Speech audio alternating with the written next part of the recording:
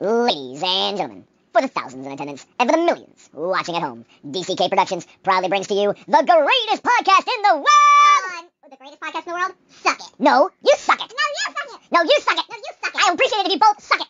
Suck it!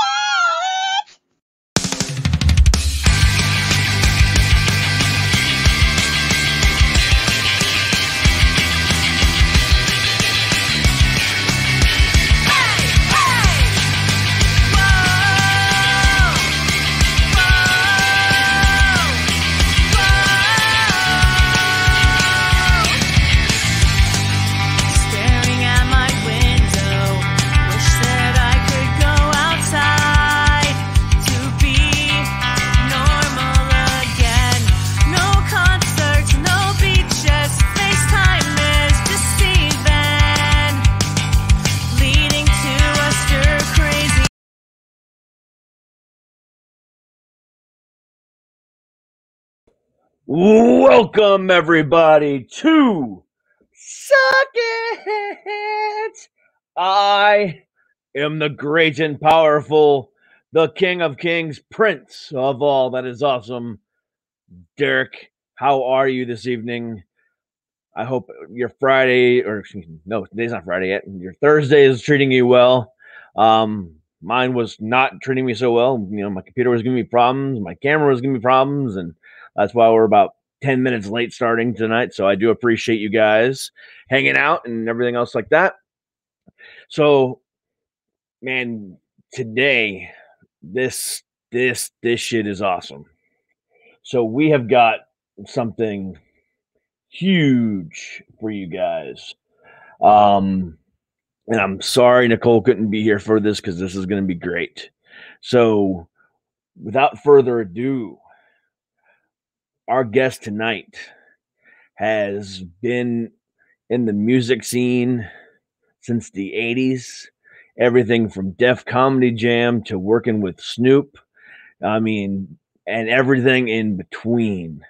Please welcome to the show tonight, Grammy Award winner, Kid Capri. What's up? What's up, man? How are you? Doing well. Great. Thank you. Good. Thank you for having me.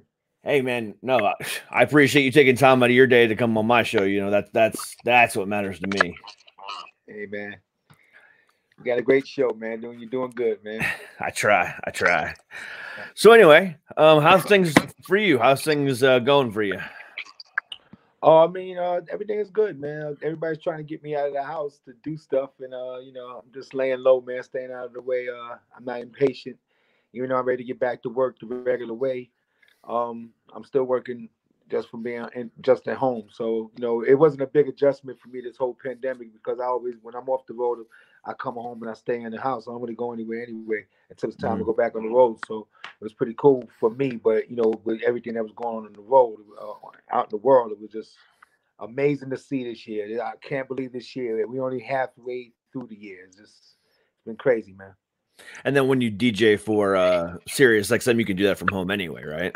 Yeah, we make the shows from home and do it like that. Because, you know, that's all we can do right now. That's awesome. That's awesome.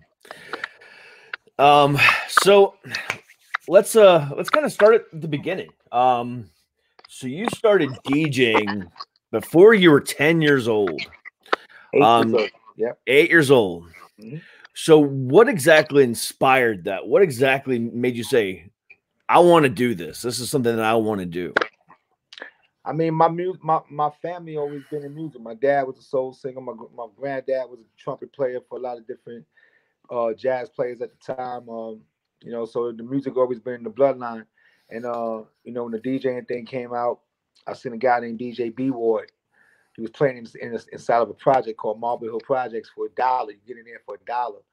And I seen him playing, and I just fell in love with it. Ran home, told my mother I wanted to be a DJ. She said, "What's that?" And bought me a mixer that had no headphone hole. So I had to guess all the spots. When I was DJing, I had to guess all the spots because I had no headphones to listen to it. And that's how I got better than everybody else in the neighborhood, all the bigger guys. And I was this little 8-year-old standing on this milk crate because I couldn't reach the turntables. So I had to stand on the milk crate to reach the turntables. And these guys would look at me like I was some kind of Martian or something. This little guy that's doing this thing, 8 years old, 9 years old. And I got my first, there was a girl that was in our circle that was in our neighborhood. At the time, she was 13 years old. Her name was Olga Carter. And we was going to class together. She said, Kid Capri sounds like a good name for a DJ. You should try it. I ended up trying the name because I had a terrible name, DJ Dr. Spank. It was terrible. And she said Kid Capri is a good name. She tried it. And a few months later, she was killed by a stray bullet. Somebody shot a stray bullet. And she died. And so I kept the name and it took me. So, yeah, that's how it started. Yeah. That's insane, man. And insane. So you started DJing, you're in Brooklyn and stuff like that, and then or in the Bronx, and then from there, where did it go take you next? What was that first, outside of that, what was the first thing that you did? Well, I'll tell you what, I have a long story, so let's get out. I was doing a lot of little parties, doing house parties and centers and churches and a lot of block parties and stuff like that. And at the time we started doing it, we were doing it for no money. It was like a thing where it was like, we just wanted to try to just have fun. Sometimes we would come outside in the street corner and it'd be raining outside, and we'll leave the equipment out there and still keep going, and the crowd will still be out there. We just had so much fun with it. And then when money became a part of it, when it became a thing, we started getting known. That's when I decided my dog was crazy. Stop it. That's when I decided to sit on the street corner and sell my mixtapes. And it just so happened that they went into a frenzy. I didn't know they were going to do as good as they did, but they did really, really good, and it opened the door to be your own radio station. When the radio station didn't want to give me a job, that's what I ended up doing. And it got people known that wasn't getting heard on the radio. It got people that wasn't having videos, anything like that. They would get shows by being on my mixtape. So it helped a lot of people. And record companies also wanted me to do it because it was bringing the music to the street. And it just opened the door for all the mixtape DJs behind me. And my style of DJing also. So, I didn't want to be looked at as somebody just playing music, playing records. I wanted to be looked at as somebody that was a force to be reckoned with. When I get on stage, I'm gonna be just as good as anybody that has a platinum hit. And fortunately, with God's prayer, with God's blessings, that was able to happen for me. So, it's a beautiful life, man, to get up there and do what you like doing, and something that you grew up with, and people just catch on to it and really understand where you're coming from and rock with you. Yeah, absolutely. And the reason why I'm starting at the beginning is because, I mean, man, after everything that I know about you, I've been following you since the 80s, since the 90s when I was really starting to come into my own music and stuff like that. And you've got a hell of a story, and the things that you've done, looking at it on the website or on the Wikipedia is awesome. It's all great, but to hear it live from your mouth tells a whole different story. So I'm doing a movie right now called Mr. Every Ever. It's ironic you say it's called Mr. Every Ever. I call it Mr. Every Ever because I pretty much been through every ever since the DJ business came out. I started late 79, 76, all the way up to now. And it's crazy because I feel as young as I did when I started. Like, it's just coming up. Like it's like if I don't never feel like, I just feel like it's just an everyday thing. It's a part of my life. So it's like that's why I stay so prevalent to the street, because I know, like, a lot of people that come from my era, they get stuck in the old school way of thinking, and they think that the people that's coming in, are a threat to what they're doing. Your talent's supposed to override that, and you're supposed to always have blessings for people to come in and work and try to help them. And a lot of times, sometimes people don't want that. They thrive off of the competition. They thrive off of people coming in and taking their spot. And I've never been like that. So, with that, I think my karma been well, and I was able to ride this out, man. And it's been doing good. Absolutely. I mean, especially, in my opinion, being a DJ, you have the ability to sample and mix and, you know, kind of work with whoever you want to create your own thing while helping other people use their thing. So, I mean, I think you come from a whole different, you know, area than, you know, than other people. And I think that's an amazing thing, you know, because by doing your thing, you're helping everybody. So, you know, most people wouldn't do that because they're selfish. You know, a lot of people are selfish in this world. And I think that going about it the way you do takes it a whole other level. Yeah, and that's great. You know, I always been the type of person that when you're doing good, man, unless you're a bad person that really don't deserve it, but if you're a good person and you treat people fairly and great things happen for you, hip hip hooray for you, man. I'm always happy. You know what I'm saying?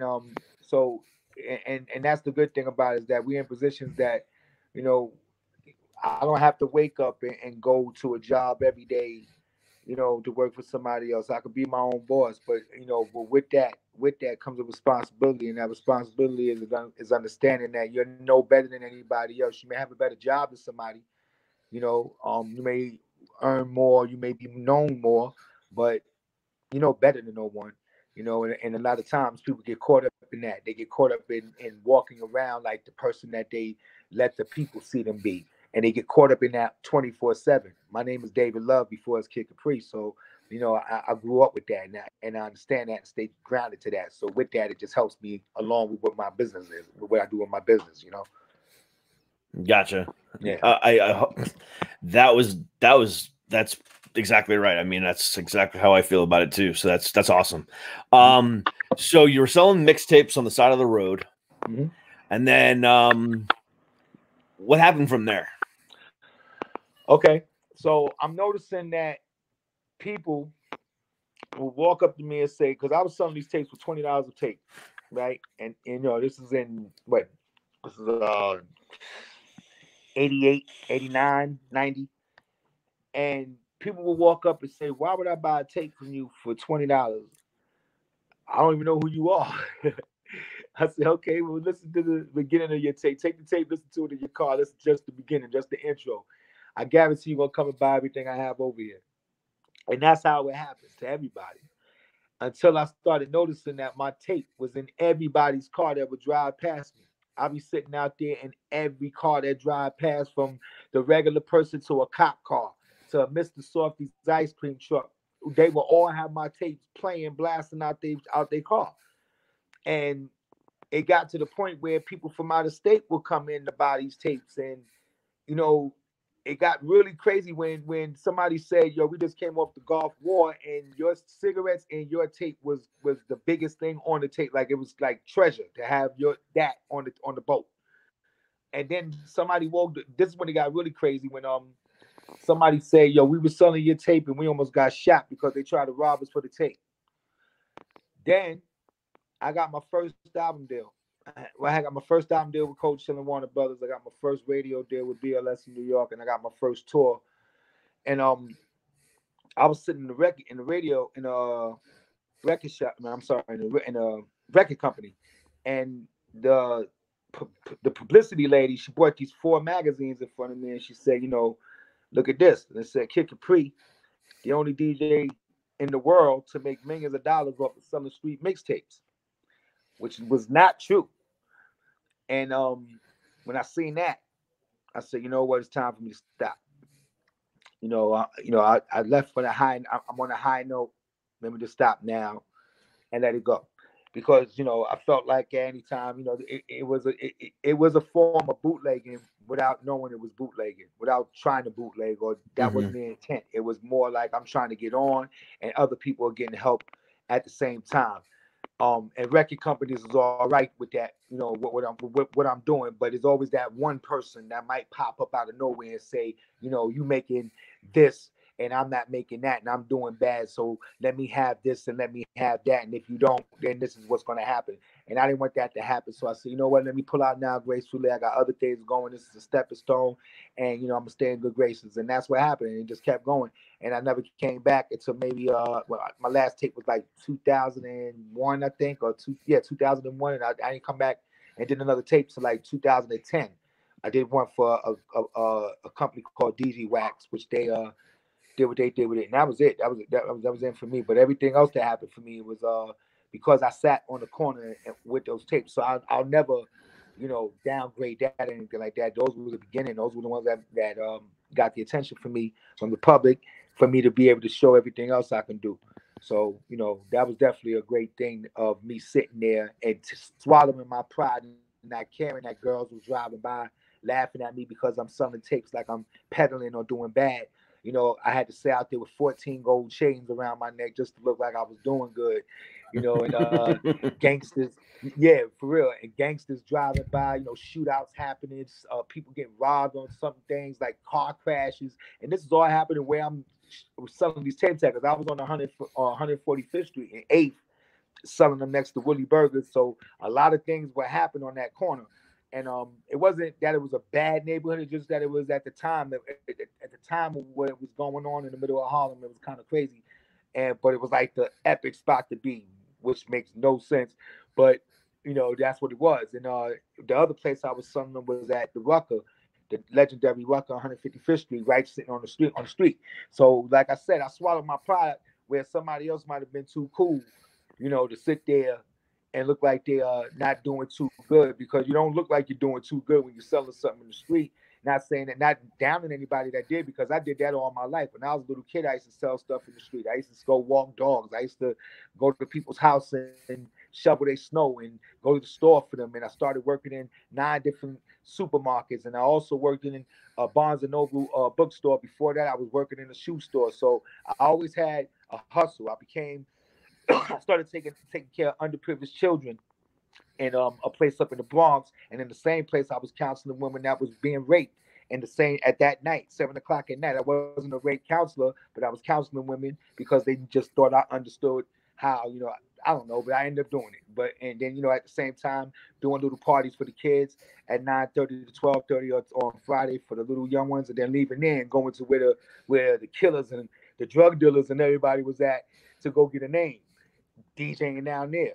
And fortunately, because I wasn't doing what they were doing, I was well liked, and I made a choice to not go that way and be there for a short minute and then take my career another way. And it just worked out, man. And got the respect from everybody, because I looked down at nobody. Because you sold drugs, yeah, it wasn't what I would do. It was not something I agree with, but I'm not going to look down on you because you did it. I don't know your situation. That's your business, and that's what you chose to do. That's on you. I don't choose to do that, so. And that's how it was. But being around that was an experience because a lot of things happen. Absolutely. And, this is one thing I've admired about you, was the fact that you came up in the business kind of at the, I don't want to say the height, but, definitely at that time when, the East Coast, West Coast, gang scene was all over the place. And, that was the whole rap scene at the time, and you had to pick sides, are you East Coast? Are you West Coast? Are you Dre and Snoop and, Tupac over here, or are you Biggie and everybody else over here? And you chose your own path. And that is unbelievable, especially when it's sitting there staring you in the face. And I'm sure you had opportunities to join on the East Coast side and say, hey, I can just go ahead and join up over here because these guys are going to help me get there. And you had opportunities, but you said, no, I'm doing it myself. And that is awesome. That's great that you say that, and I appreciate that you'd even notice that. I always had my own lane. I always do. I always been a stand-up man to try to make my own decisions and make the right decisions according to how I felt. Never been a follower or trying to keep up with everybody else. And also I'm always neutral. I stand for what's right. I stand for what's right, and I also look above the surface. I look beneath the surface and I look above the surface. I don't look just on the surface. And sometimes people get caught on what's happening right now instead of thinking about things first. And with the West Coast and East Coast situation, go right in the middle of it, right in the dead middle of the drama. I was going back and forth to the West Coast. The West Coast showed me so much love. I never had an issue, no problems.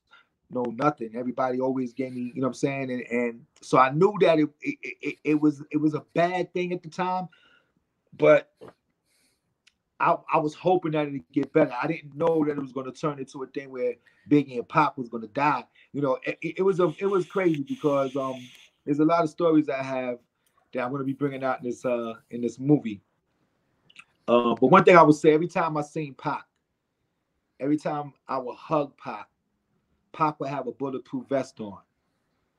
Every time I seen him, it doesn't matter where it was, if it was in the West Coast, if it was in New York, he would have a bulletproof vest. It was almost like he knew something was going to happen to him, like, you know, and again, you know, it was unfortunate how everything went with the media blowing it up that, you know, it was an East Coast, West Coast beef when it was really just two people, you know, and I knew it was going to get better. I just didn't know at what point, but I didn't know it was going to turn into the bloodshed that it turned into. Not to that level, you know. So, you know, but fortunately, I was able to navigate with, you know, those, you know, and it's crazy, man, to see how many people were gone. You know. Yeah, absolutely. I mean, I knew you were close with Pac, but were you at all close with Biggie? Did you ever meet him? Yeah. Well, to tell you the truth, I wasn't close with neither one of them. We were cool. I didn't see them that much. I seen them from time to time, but the respect level was ridiculous. Was to the roof because, you know, Biggie, he shouted me out on his biggest record, one of his biggest records, which is Juicy. That and he said it with a space in it, so he put me in the right spot when he said it. So, you know, it was a love there between us. Whenever I did a show with him, you know, it was always cool, always, you know, kicking it back and forth, and just happy to see him doing good. You know, we wasn't best buddies or hanging out or nothing like that, but when I seen him, it was love. And the same thing with Pac. I would see Pac in the strangest places. You know, I remember I was in Crenshaw in L.A., and I went to this restaurant like this. It was like 3 o'clock in the morning. Nobody was in the restaurant but Pac and somebody else. And it was a dark restaurant. He was just sitting there. Again, had the bulletproof vest on, hugged him up. Pac, what you doing here? Kid, what you doing here? You know where you at?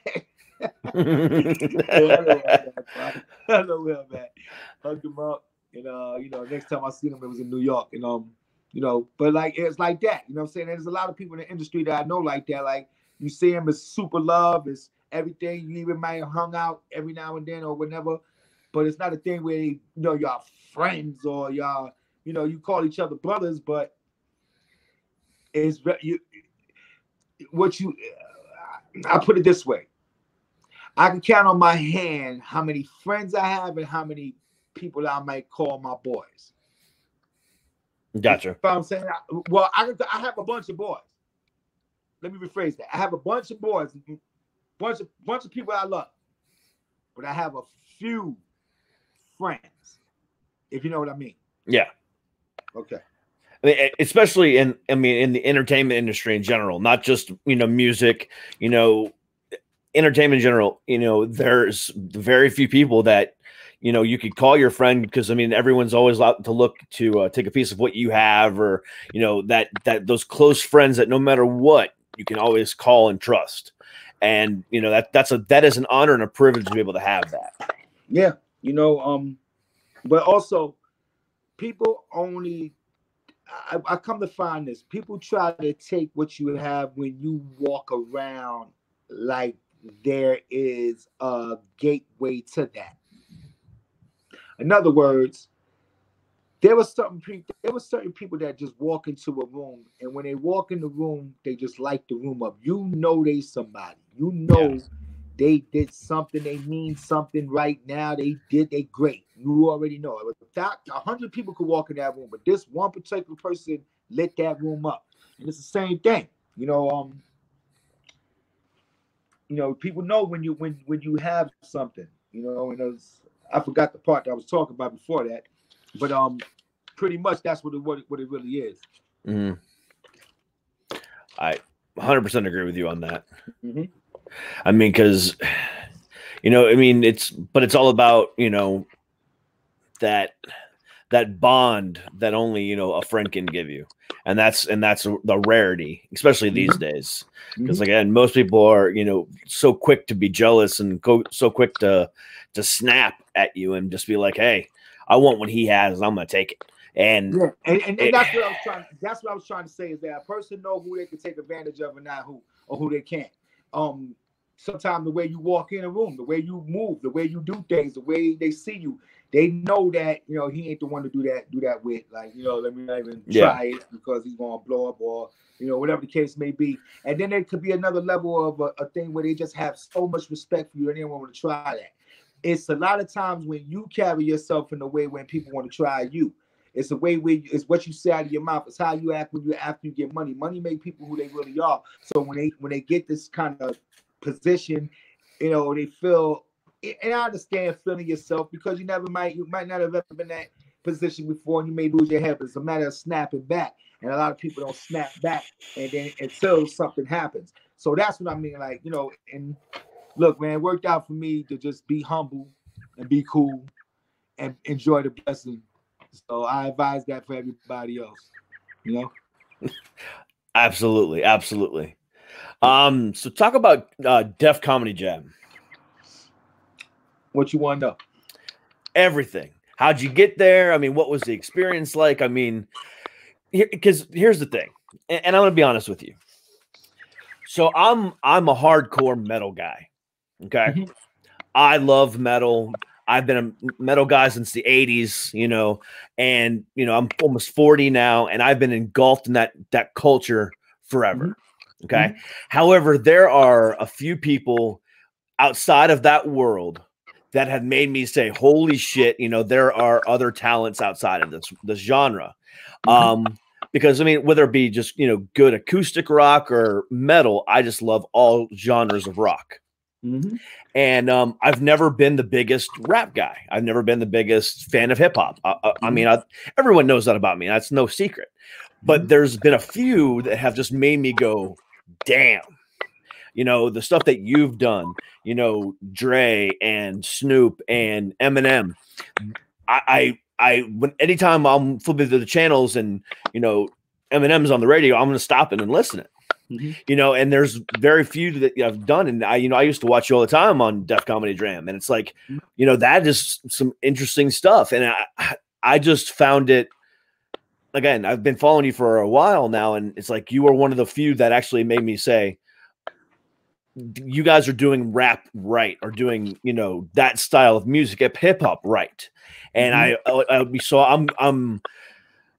I'm not just some guy that said, oh yeah, I'll interview Kid Capri. He's a cool guy. No, it was like, holy shit, I want to interview Kid Capri because I've you know, followed your career for a while, and it's an honor to sit here and be talking with you.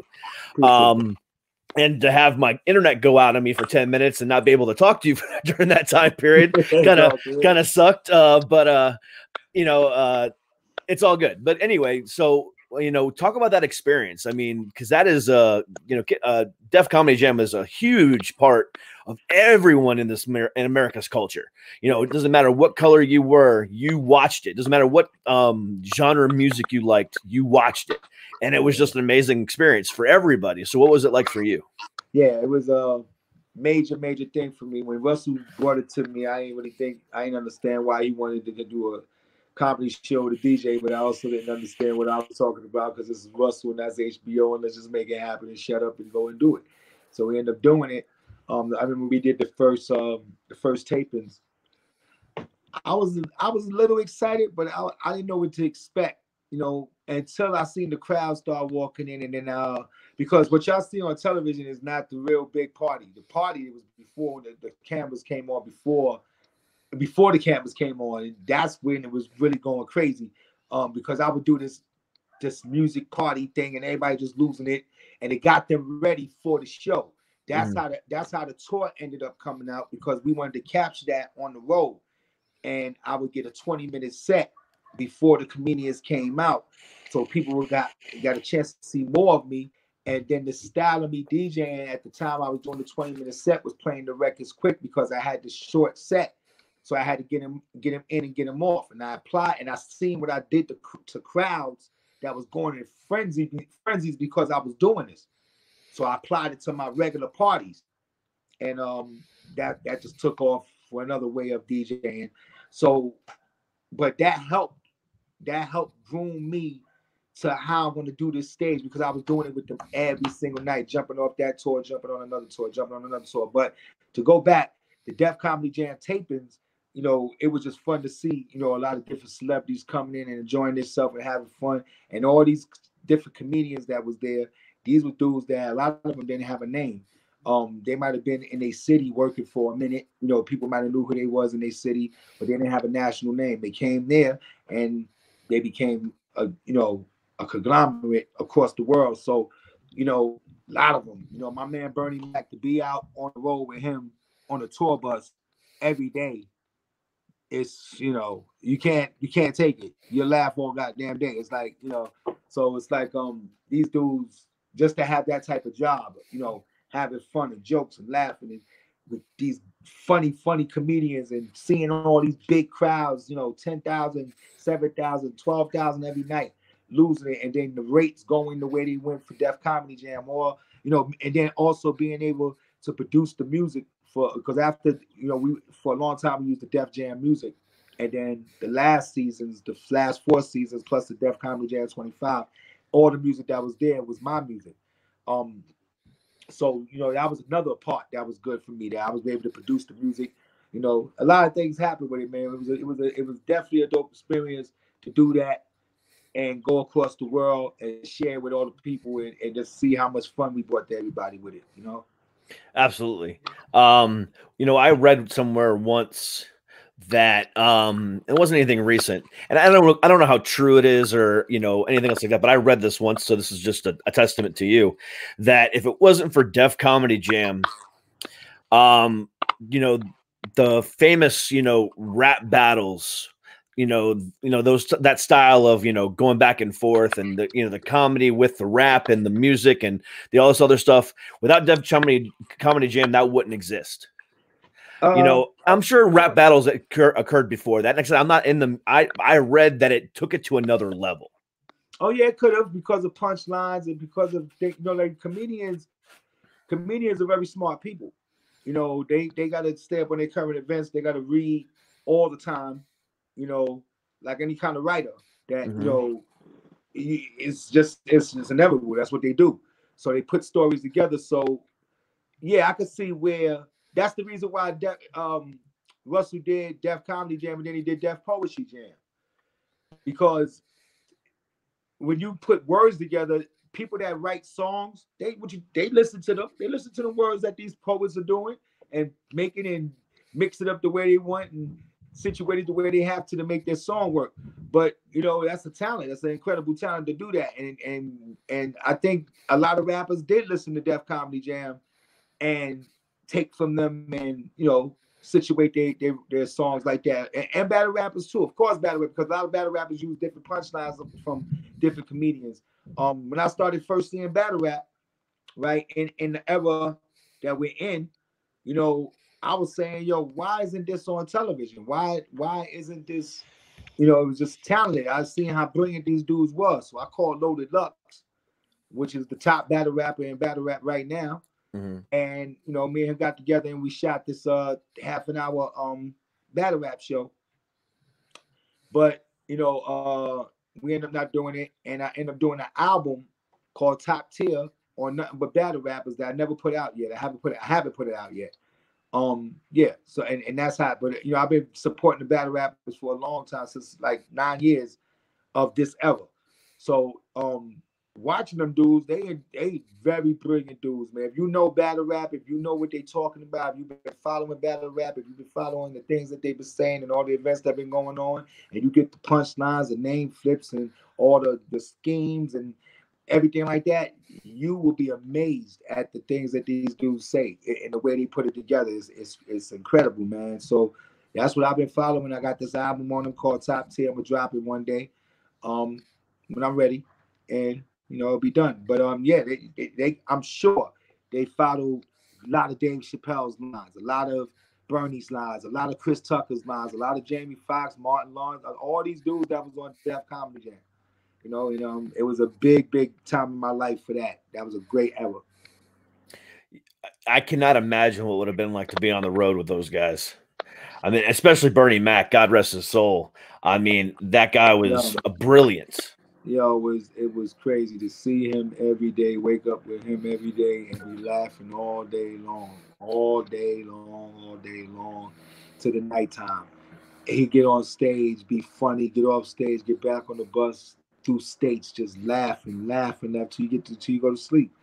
And then he pulls the bus driver over where he makes the bus driver laugh a lot. And he got to pull over because he's laughing too much. Because Bernie was a natural funny dude. Like, you could just stare at him. He didn't have to say nothing. You just stare at him and crack up. That was just the way he was, the way he would explain things, the way he would tell me so many stories. I have so much footage of Bernie Mac that I want to put out. After I get it together, we're doing a new comedy show. Me and Bob Sumner. Bob Sumner's the one that got all the comedians for Def Comedy and Def Comedy Jam. He's the talent coordinator. He's really Def Comedy Jam. Me and him got back together to do a new comedy show. I have my show Sirius on Sirius XM, the Kid Capri Block Party. So we're doing the Kid Capri Comedy Block Party. So we're gonna tie it together and try to do something, something special. I'm not gonna say it's gonna be just like Def Comedy Jam, but it's gonna have the same kind of feel, kind of the vibe of it. That's what we shooting for. So there's a lot of new Chris Tuckers, a lot of new Bernie Macs, a lot of new, different dudes that we brought out. They'll never be them because those dudes planted their branded themselves in the way that is on they're one of a kind. There'll never be another Bernie Mac, but there's a new guy that can be as funny as Bernie Mac. You know what I'm saying? So and that's what I mean. So with that, we want to display those people, and we already did 5 months of auditioning. Then the quarantine hit, so we were supposed to do 6 months. The quarantine hit, so when this is over, when everything is, once everything get back to normal, we can rock and roll and do things and get things moving with everything that's going on. There's a lot of things we have going on, so we're just waiting for this to be over so we can get back to it. But yeah, so the comedy thing, for a lot of years people were saying, "Yo, kid, why you don't go back to Def Comedy Jam? Y'all started back up, give us who, go back on the road with it." And I just said, "Nah, we did that for a long time. I didn't want it to be known as a thing where we just doing it, and I'm known as the comedy DJ. And there was so many other things I wanted to do, but of course, it's one thing that brings fun to people. You know what I'm saying? It brings a lot of fun to people." And when we did Def Comedy Jam 25 in 2017, it just showed me how relevant and how much is missed. How much it meant to so many people's lives. I knew how much it meant to people, but when you come back and you do something like a Def Comedy Jam 25, you really get a chance to see if people really appreciate it, old and young. And the rates and everything that was with it and everything around it. It was just beautiful to see how it went down. Yeah, I was happy about it. So we need to bring it back, but we're gonna bring it back in a different way. That's awesome. I mean, I'm a stand-up comedian as well, and I work the circuit down here in DC. And hopefully when the quarantine comes back, I can do more stuff with it. But you're right.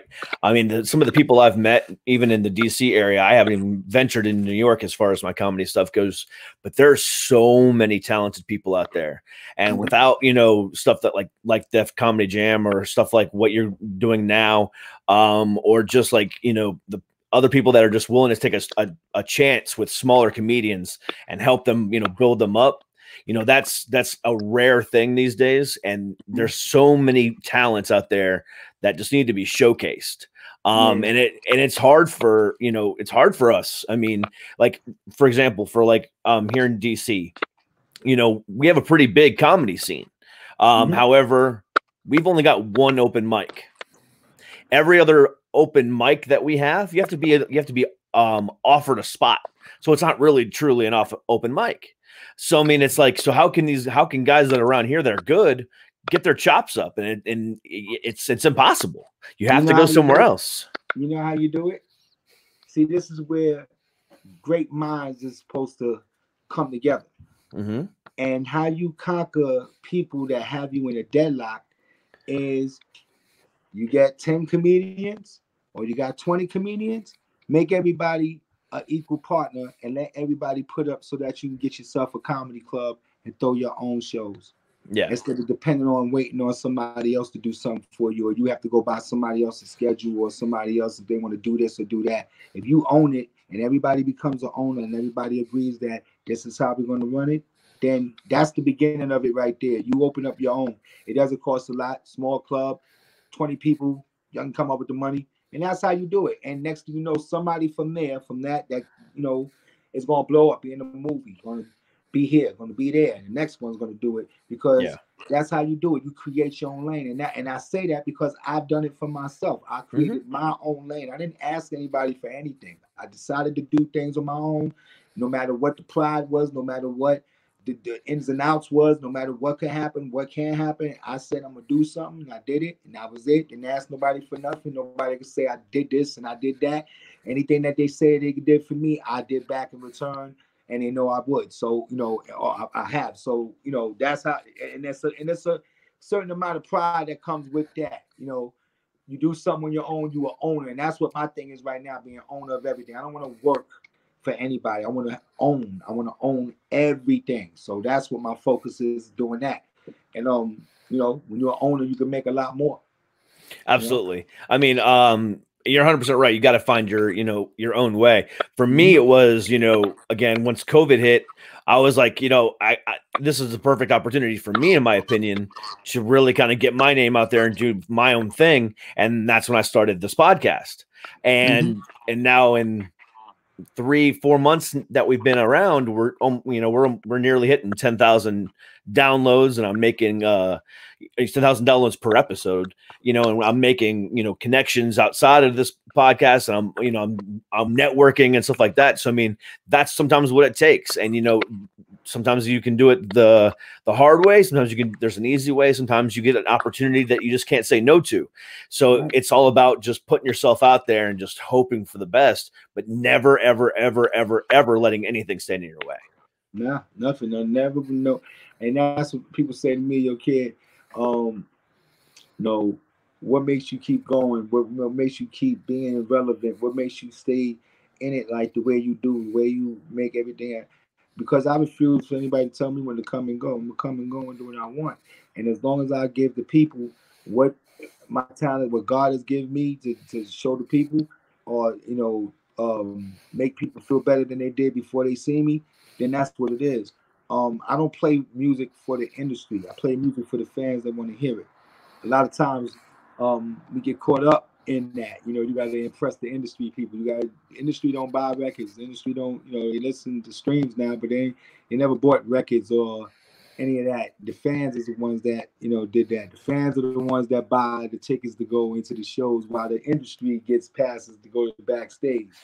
You know what I'm saying? So, you know, you're not making music for the industry. So, and that's why, you know, I'm able to stay in it, because I look at myself as a fan, as if I was paying for a ticket to watch Kid Capri on stage, and how I would want to feel if I'm watching Kid Capri on stage. I look at myself like that every show I do, every party I do, every whatever I do. And that's what keep me going. I'm grounded to the fans, and they mean everything. So, you know, different people do things for different reasons. That's a big reason for me. The fans been carrying me all these years. This is all I've done. Besides, you know, other businesses I've been in, but this has been my bread and butter, not even my production. And I'm a Grammy Award producer. This has been my bread and butter more than production. You know, and so, you know, I'm pretty happy with it. Absolutely. And you know, I'm gonna actually go ahead and compliment you on what you just said, because you're not just sitting here saying that just because of, oh, you're on the internet, you know, you're on a radio right now, you're, you know, on a podcast. Oh, I need to compliment my fans. No, you're saying it because it's truthful. And here's how I know it's truthful.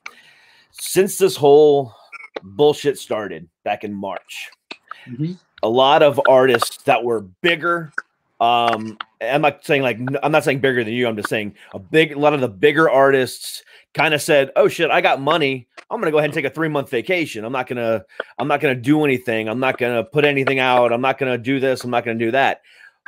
But yet then there's people like you who have stayed relevant by going on freaking Instagram Live and putting on little mini home concerts for your fans. Mhm. You know, there's not many other people out there doing that. Now there's people that are really, really small trying to make a name for themselves by doing that. But when it comes to like industry people, there's very few that have done anything for the fans during this time period. And you are one of the few that I've seen that do that. Well, no. Well, let me. You might not know. You might not know. Well, first, let me say this. I've been doing the internet, IG Live, and the Periscope and Facebook Live since 2015. You know, way before the quarantine hit. I stopped doing it in 2018 because I started my Sirius XM Fly show, and I wanted everybody to come over there. But the shows I was doing on there was really incredible. And when I stopped it, a lot of people was a little disappointed. It was on my neck telling me to bring it back, which was the Block Party Live mixtape and No Panty Sundays. No Panty Sundays was a slow music show for the women. And like I said, I stopped it in 2018. And when the quarantine hit, DJ D Nice, he went up on the IG Live and he started DJing. And he had 1 million fans that came up there and watched it. And since then, you know, a lot of DJs is up there, they DJing and doing anything up there. I come back up there and start doing my shows for a while. And then when the Black Lives Matter thing happened, I decided to pull back from it, which was the last 4 weeks. I decided to pull back from it. But the whole time since 2015 to 2018, I was doing 2 shows a week, every Wednesday and every Sunday, for 3-hour shows, and never asked anybody for a dime. You know, it was just for the fans. Sitting in my crib, burning my electricity, you know, playing music for people that, you know, are just sitting there and enjoying it. But I wasn't getting anything as far as monetarily. You know, as a matter of fact, I even made these T-shirts to sell, and everybody wanted the T-shirts. Even they sold out, and I still never sent the T-shirts to people. I never took their money. I just felt like that's not what I was there for that at the time. I was there because I wanted to bring the fans together and see something that I do other than them always having to pay to see me. Let me give them something that, you know, because they've been paying to see me all these years and always support me, let me give them this for themselves. You know, and then when the pandemic hit, and I seen DJs up there DJing, and they was screaming out their Cash App every 5 minutes to people, pay for my Cash App, put $50 on my Cash App. You know, it annoyed me. So I put a video up talking about it. There's nothing wrong with people wanting to, you know, pay you for what you're doing. You up there DJing, you burning electricity, like I said. So people should go in their pocket, even if it's $5, $1, whatever it is, send it to you through your Cash App. Yeah, but when you up there and you change the narrative of we up here because we playing music for people to bring everybody together because we know what's going on right now, you change that until every 5 minutes shouting out your Cash App and put $50 on my Cash App. Now you making the business that I've been in there, been taking care of me, that I've been putting up to a high standard, look cheaper. I didn't see no R&B singers and no actors except one actor that was DJing asking for Cash Apps except for him.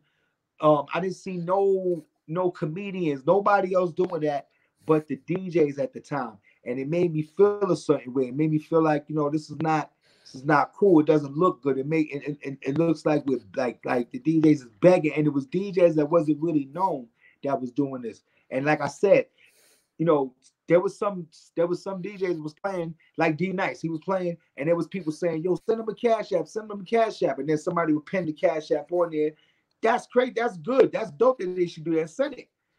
That's different than you as the DJ playing, and you up there it was supposed to be for a certain reason, but now you up there shouting out your Cash App every 2 minutes. It just didn't look right to me, and I had a problem with it. You know, and I made an issue about it. Most people understood me at first, and some people didn't. They was trying to understand what I was saying. So I went on the live, and I did a live, and everybody was on there, and I made it very clear what I was saying. And the thing about being a man is when you say something, you stand on what you say, no matter who agrees with it or who don't agree with it. If you really believe in what you say, then that's what it is, and it's got to be respected, whether right or wrong. If that's what you believe in, that's what you believe in.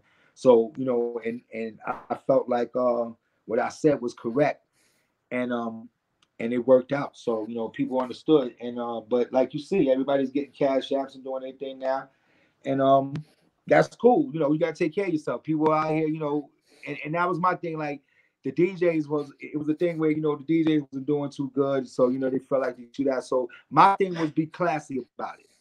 If you wanted to get some money, you tell the people, y'all on my live, you watching me.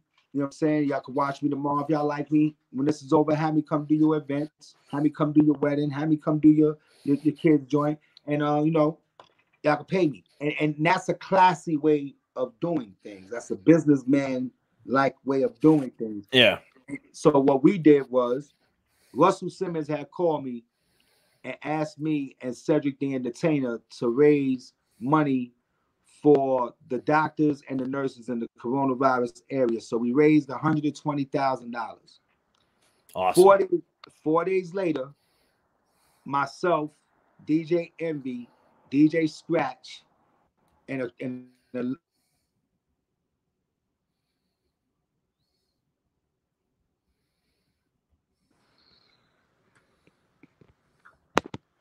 You there?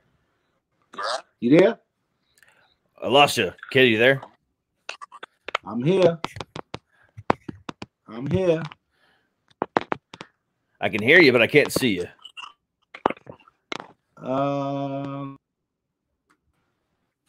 Somebody tried to call me just now. Ah, okay. Oh, man. I don't know. The cameras ain't coming back on.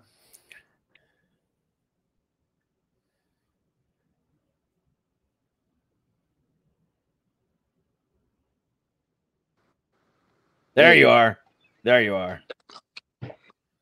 Yeah, so like I said, 4 days later, we raised $107,000. Myself, DJ Scratch, Envy, a few other DJs, and that worked out for the DJs. We gave that to the DJs that wasn't doing too good. DJs that was on the road and everything stopped, and we gave them $500 each DJ. And it wasn't a whole lot of money, but it was something to help them, and that's how that went. So, and that's what I'm saying, just doing things in a classy way. A little bit later on, if y'all want to shout your cash apps out after all this stuff is, people's misery is down and, people's not dying in 500 and 700s at a time, then yeah. But when that's going on, I just felt like, I just felt like, let me just, let's show some dignity about this, and let's just give people this, and don't try to take advantage of people's misery, and that's just what I was on. Yeah, I can definitely understand that. So why, when the Black Lives Matter stuff, did you decide it's like a step back from it though? Say that again? Why, when the Black Lives Matter stuff started, did you step back from doing those lives again? Well, I did a Black Lives Matter show on live where I was playing a lot of Black Lives kind of music, like message music, and that was dope. But I felt like I stopped. I felt like not doing it because I felt like me being on live wasn't important. It wasn't as important as what's going on at the time. Like even if it was a thing that people would have came up there and watched me, it's like really like there's other things in the world going on right now. Let's you can do this any other time, and that's how I think. I don't know. I just the way I think, man. I just felt like it wasn't time for me to do that. So 3 weeks went by, and I wasn't on live doing nothing. And then one Wednesday, I said, you know what, I'm gonna just do a little breakbeat thing for them, and I did that. And I ain't been on since. And so now it's a thing where I feel like instead of doing the 3 shows I was doing on there, I'll just pop up whenever I want to pop up and leave it at that. Leave it as a pop up. You know what I'm saying? And yeah, and it's just more special that way instead of just being up there all the time. Which I wasn't doing before.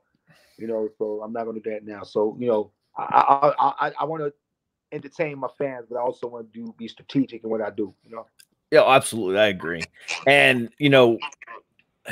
I kind of feel a little bit of your of what you were saying with that, because like when this whole thing started, prior to the whole Black Lives Matter movement starting, me and my co-host were like, hey, let's it's Pride Month this month in June. Let's go ahead and pride with some pride organizations and do some good stuff for the LGBTQ community. So that's what we did. And then when everything's kind of started, and the one day when it really hit, coincidentally enough, we actually had on that same day, it was also the day that the Supreme Court ruled that you cannot get fired anymore for being gay. And then we also, on that same day, we had one of the executive directors for one of these LGBTQ organizations on as an interview. Mm-hmm. But that all happened while this whole Black Lives Matter thing was going on. And I'm like, and I'm sitting there as a program host going, how do I approach this? I don't want to take our eye off the prize here because this is important. But also, this other group had a huge victory today, and we're supporting them, but we're also supporting them. How do we even approach it? And it was very, very difficult for me to be able to have a conversation about this one situation when this other situation is going on as well. And now going toward the end of this month, now the Me Too movement's taking a step back because of all these other accusations that have started coming out. So now it's just like the world is so jacked up, and it's like, how do you even wake up anymore? And it's like almost like you have to pick sides, but at the same time, it's like, no, you don't. Give them all support. Do whatever you got to do to help everybody. Yeah, and that's the state we're in right now. It's so much bad has been done. Like I said, in a matter of 6 months, half of a year, so many people died, and so much bad history has been made. This is a history as like World War II. This what kind of history this is. This go down in history, in the history books. This will be talked about forever. Okay, and with that, with so much going on, like you got to just help each other, man. Look, I have no problem with gay people. This is what they do. All right, they don't bother me in no kind of way. Some people I know are gay and very cool. Okay, extremely cool. All right, and they do what they do. I mean, that's their business. My thing is, I'm gonna tell you what I think the narrative is. What happens when people that are straight, right? They're so straight that when somebody gay comes around and they act a certain kind of way and make that straight person feel uncomfortable, that's where I think the scrutiny comes in at. Instead of just being natural and just letting it regularly just rock, I think that's where they have a problem at. You gotta let people just be people. If that's what they're gonna do, that's what they're gonna do. Nobody defines you. So that's my take on it. I 100% agree with you. And I mean, I'm straight as well, but I have a lot of people like my 18-year-old daughter's gay. And that was one of the reasons why I said, we're going to do this month, in support of her, and actually, to be totally honest with you, on her 18th birthday, back in December, cause she came out last year, all three of us, me, her mom, and her, all went and got gay pride tattoos together. So I'm like one of the few straight men in the entire world that has a gay pride tattoo, in honor of my daughter. And I take pride in that, ironically as that is. But it's just it's a messed up world right now. And we all just, I think we all just need to hold hands, stand up in unity and say, quote, quote Rage Against the Machine and just say, fuck the man, let's stand up and let's be humans first. And I think a lot of people have forgotten that. Yeah. I mean, that's what it is at this point. Like, listen, man, with this pandemic, it just showed everybody's on the same even playing field, no matter how much money you have, no matter how much fame you got, no matter what hills you living in. It could have touched anybody, and it touched any and everybody that was in contact that couldn't have the system in their bodies to protect themselves. And and that goes to show that nobody's better than nobody. Nobody's better than nobody, and people just got to realize that. So this should be a reset button in a lot of ways for a lot of people. I agree. Yeah, and then also with that, on top of that, look how bad it got. We end up having the George Floyd thing go on, and that become a whole nother level of destruction, right in the middle of the first destruction. So, it's like right now, it's no time to discriminate anybody. It's about helping people get their businesses up and trying to get people back on their feet and doing what you got to do. You know what I'm saying? And if you can't help them, if you can't give them $1, give them some encouragement. Tell them, right on, bro, do your thing. And help them tweak some of these stuff. Something, anything. Exactly. So talk about your foundation, Give a Kid. Yeah, man. Me and my wife, we got together and we made a foundation that we could go and take care of kids that's underprivileged. We first started doing the schools. Well, the first school we went to was my school. That when I was in the Bronx, in Kingsbridge Terrace in the Bronx. John Peter Tate taught. Well, it's not John Peter Tate taught anymore. It's MS 122 now. MS 22. Was it MS 22? I think. They changed it to another thing. But we went over there and we took care of all the kids over there. We threw a big show over there. We gave them a bunch of prizes. We gave the top achievers, girl and boy, the biggest prizes.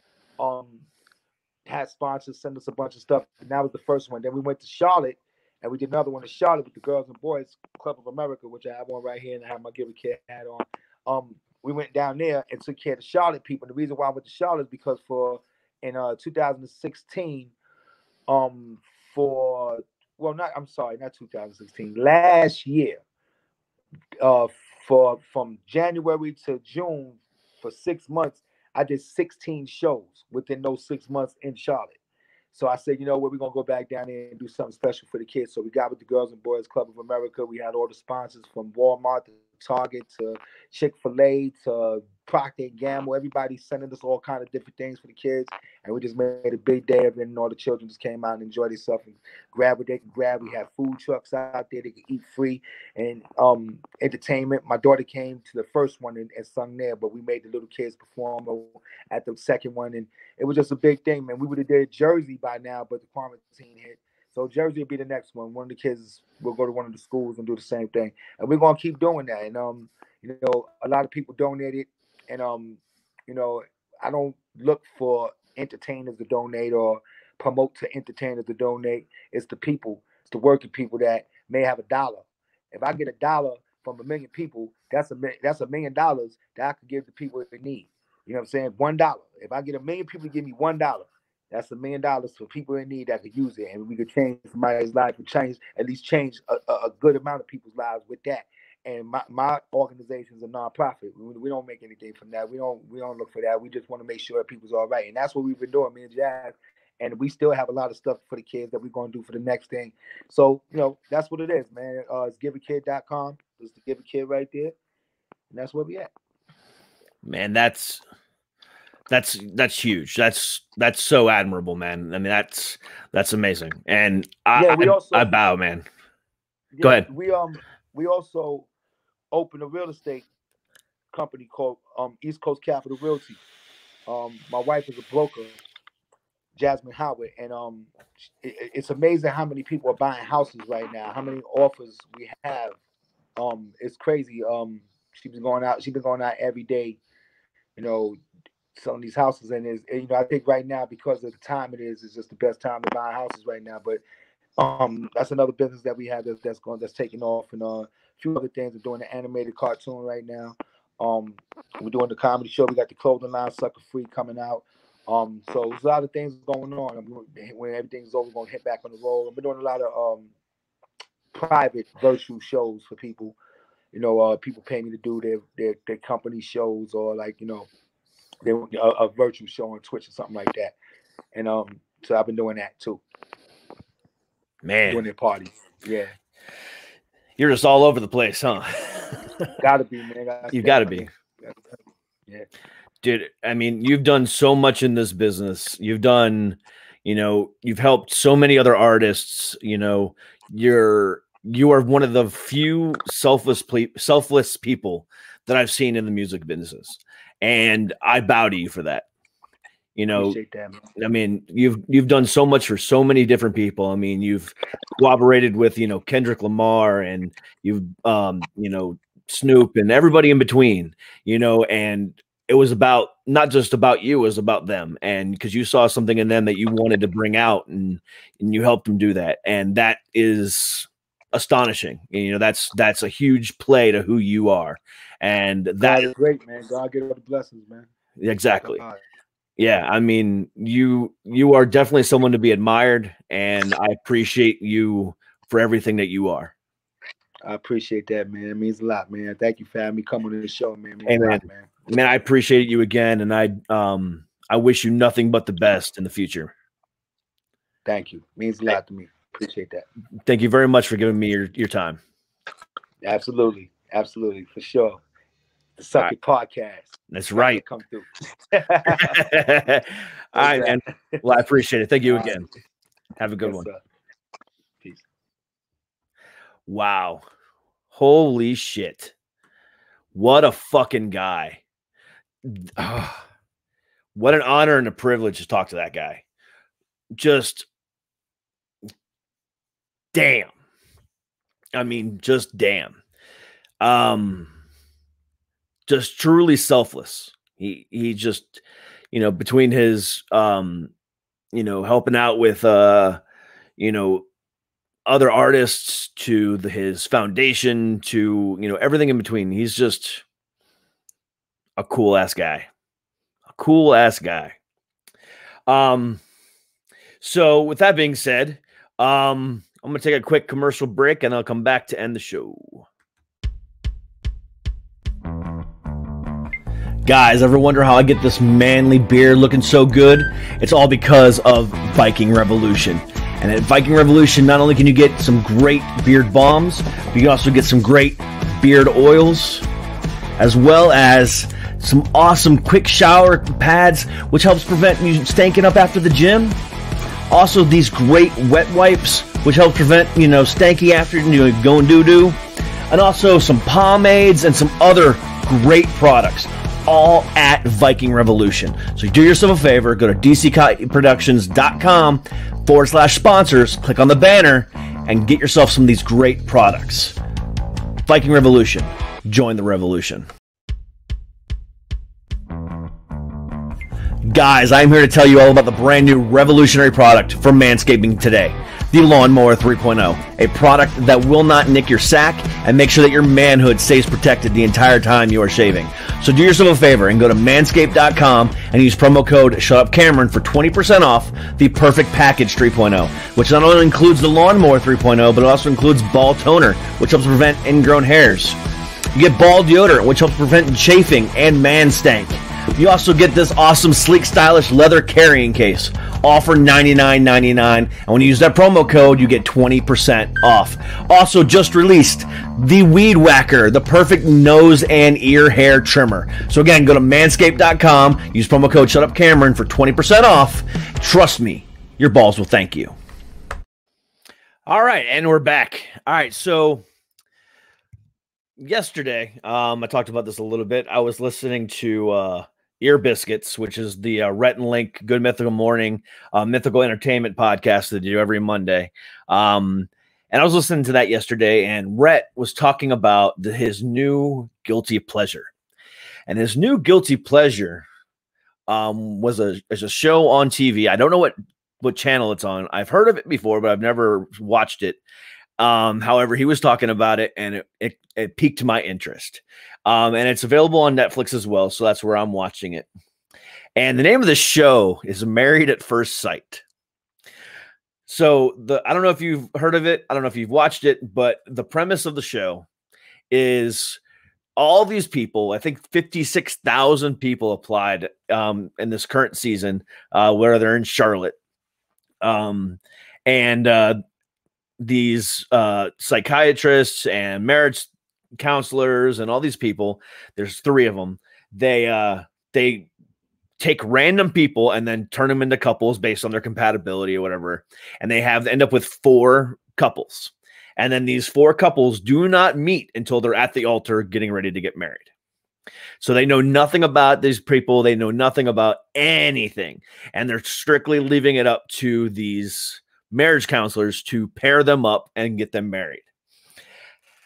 And the first episode kind of shows the premise of it, and, you know, kind of, you know, whatever. I think it's and by the way, it's in season 9. I didn't even really know this show existed but it's in season 9, so I guess it's popular somewhere. But so I'm watching it, and the entire time these people are nervous and they're freaking out. You know, they're like, "Oh, I'm going to meet the person I'm going to be with for the rest of my life," and it's like, are you though? So these people end up being married for 8 weeks. The first week they're married, they're on their honeymoon, all paid for by this the show, and then they move them into the house together, and then they stay married in the house they're living in, cohabitating in, for 7 weeks. At the end of the 8 weeks, they have to decide whether or not they want to stay married or get divorced. Just excuse. The premise behind the show is so fucked up, and I'm going to go ahead and tell you why. First of all, it completely shits on marriage, in my opinion. You know, now the whole idea of love at first sight, I do believe in. I mean, there's that instant connection. I do see that happen. You know, that whole idea is real. However, these couples, you know, these people come on there, and then they get coupled with some random stranger that they hope they're compatible with, that they hope that they're attracted to, and then they're stuck with them for 8 weeks. And then they get to decide at the end of that 8 weeks whether or not they want to stay married. It's like, it's so fucked up. So I'm like, where am I at? Like, I think I'm on like episode 6 or 7. I think they just started moving in together. And it is the weirdest thing ever. There's this one couple that, you know, this one's actually pretty admirable. But here's where the problem comes in. So there's this one couple. The girl is 27, and then I don't know how old the other guy is, but her husband, kind of seems like a little bit of a player. Now, that hasn't been discussed at whether or not he was or wasn't. But she, is a religious, God-fearing woman that is actually still a virgin at 27, and she was waiting for marriage. So I don't know if this is going to happen. However, it would make for great TV, but it would also screw this guy's life over for good if it happens. You know, if God forbid this lady starts falling in love with him, right? Now, again, this show's already aired. It's past tense. It was 2019 when this show happened. So, you know, I don't know what happens. I'm not going to Google it. I want to see it happen live. But if this lady decides now that, okay, I'm married now and I'm truly falling for this guy, I'm going to give him my virginity. And then at the end of the 8 weeks, he's like, yeah, I'm done. How fucked up would that be? Now, again, it would make for great fucking TV, but god damn, that would be so fucked up. And then there's this other couple where he's 6'9" and a professional basketball player, but he plays over in Europe, and she's 5'2" and a middle school teacher.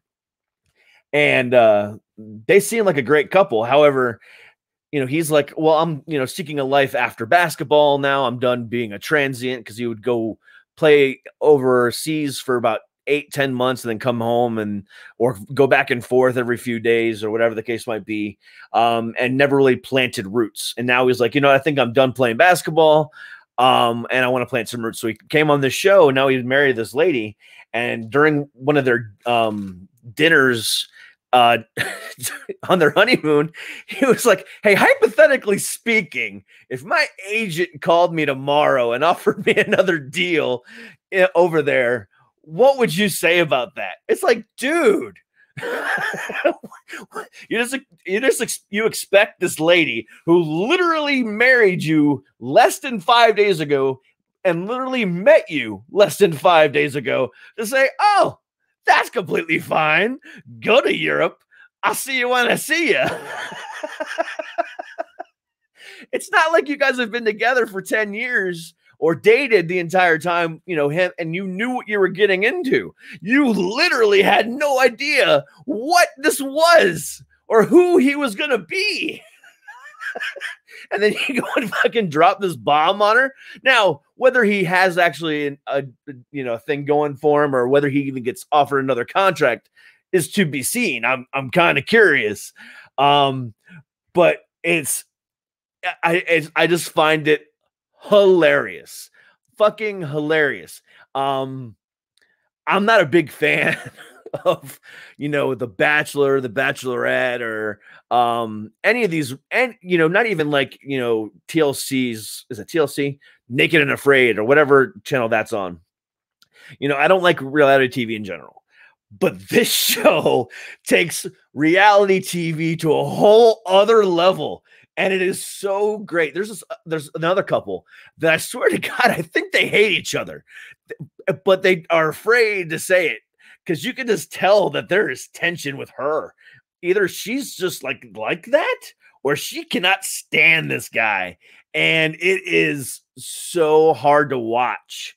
The only couple that I think on this episode, on the show, like this season, is there's this redhead and this bald guy. I can't think of their names. I think her name is Amber.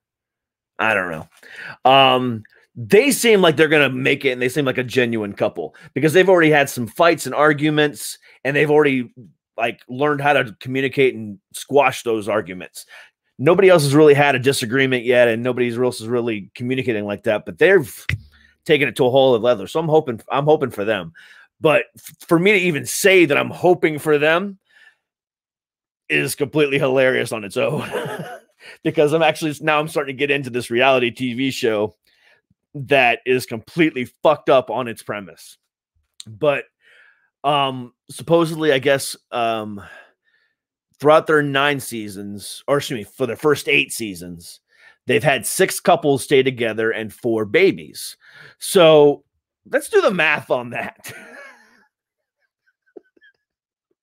So 8 seasons at 4 couples is 32 couples. So 6 of them have stayed together and are still together. So that is an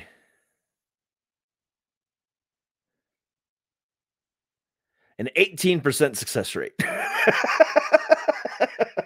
Now that's pretty high. I mean, I would say for such an odd premise.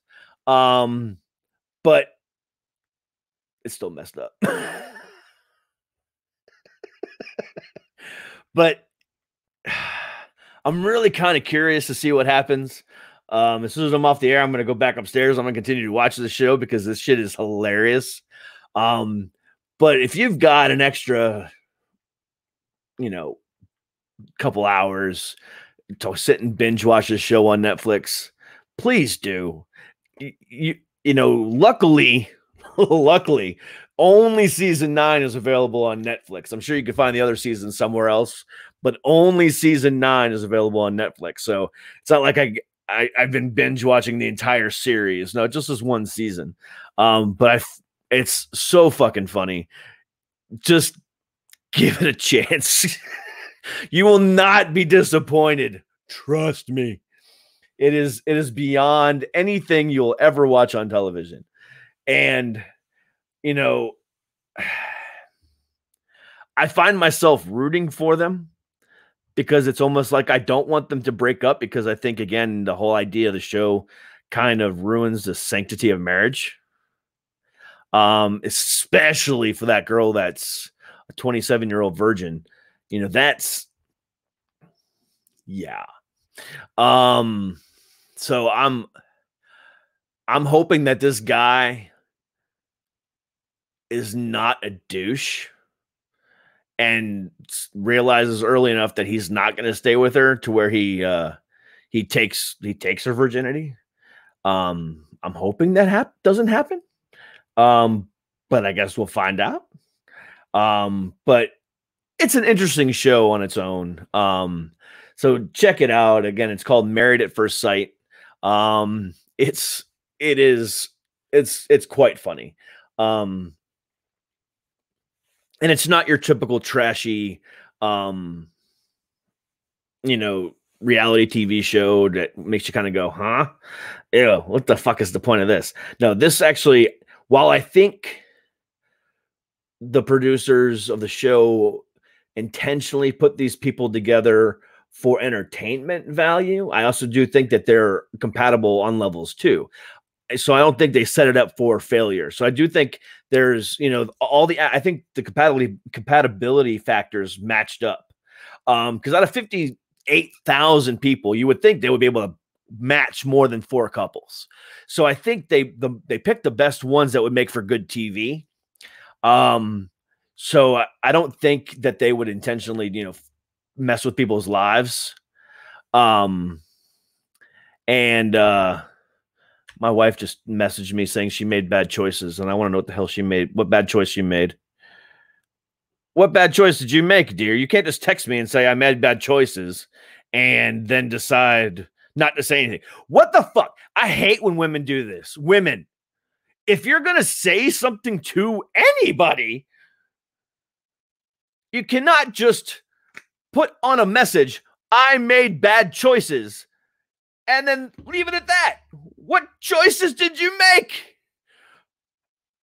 Are you talking about something you did? Or are you listening right now and talking about marrying me? What the fuck? Women, complete your fucking thought. I hate when I'm on the phone with my wife and she'll be like, all right, so check this out.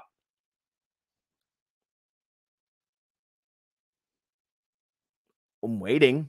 Hold on a second. Hold on. It's important. I got something to tell you, but hold on a second. Bitch, just spit it out. What the fuck? So now I'm sitting here, anxiously waiting what the fuck she means by that. Oh my God. Women, please stop doing that to your man. Don't do it. And men especially, don't do it to your women. People don't do that to people. That's just fucked up. And I responded back, what the fuck do you mean? And she didn't even look at it yet. What the fuck? I'm hoping that she's just watching this and fucking with me right now, because this would piss me the fuck off if this was legit. Oh my God. And if you are fucking with me right now, I'm going to fucking go on this fucking show next year, because I'm going to be looking for another fucking wife.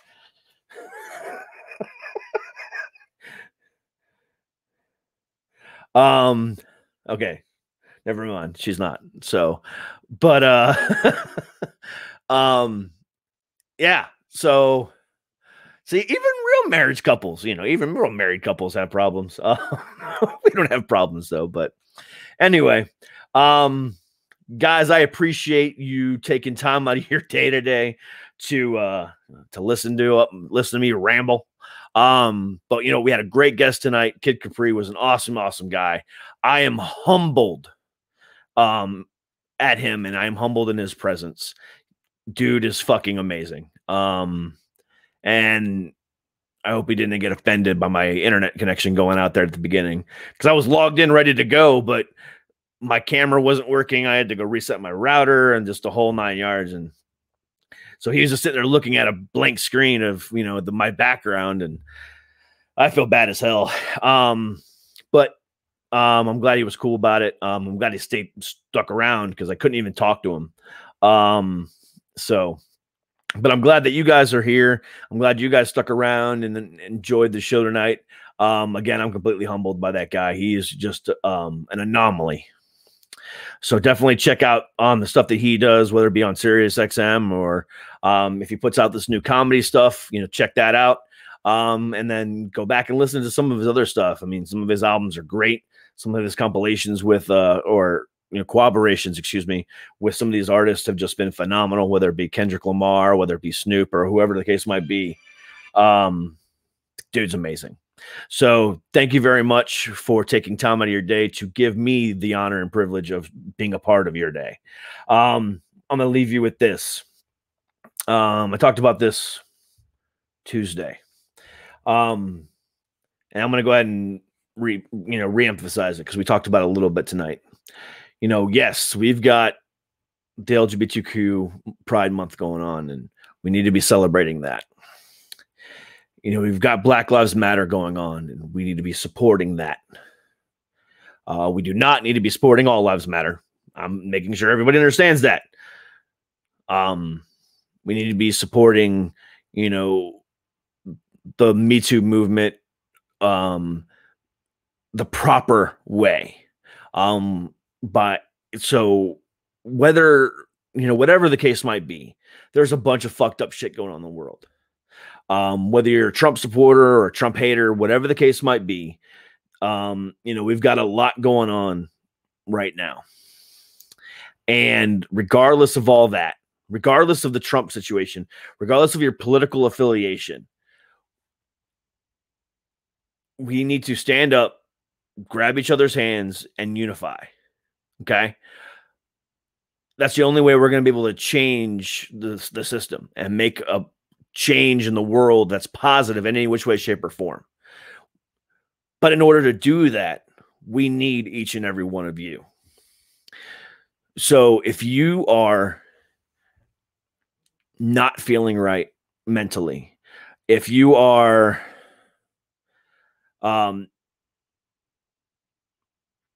starting to feel suicidal, if you are not,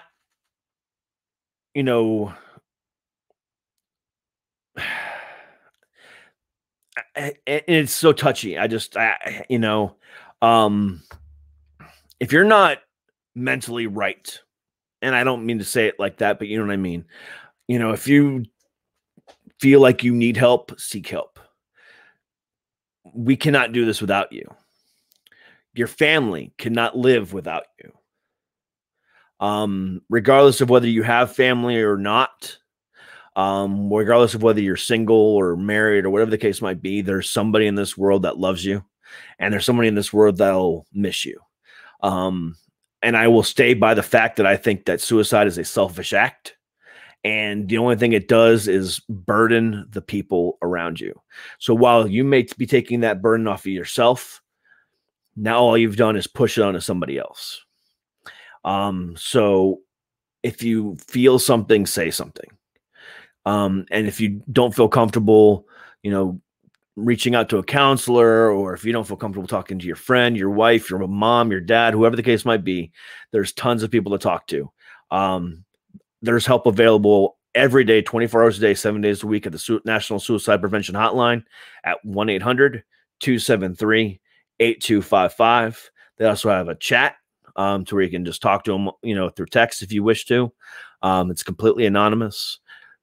Again, there's so many different things out there for you to do. Your life is too precious. Look at what Kid Capri has done. I mean, that is a selfless individual. He's given his whole world to help others. And help himself along the way, obviously. But, he's dedicated his life to helping others. Now with Give a Kid and, all the other countless artists he's helped along the way, there's people in this world that are like that. Not all is bad. There is some good out there. And believe it or not, there's a lot more good than bad. So just remember that. Regardless of how bad you think it is, and no matter how bad you think it is to where you think it's never going to get better, trust me, it will. November 2nd, 2018, I learned that lesson. And I've been better ever since because of it. But it took me nearly crashing my car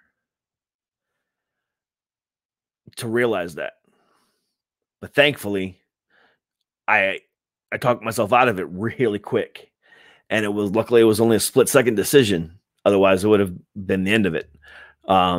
May have killed me. It may not have. It may just paralyze me and then decided to sit with that fucking thought for the rest of my life.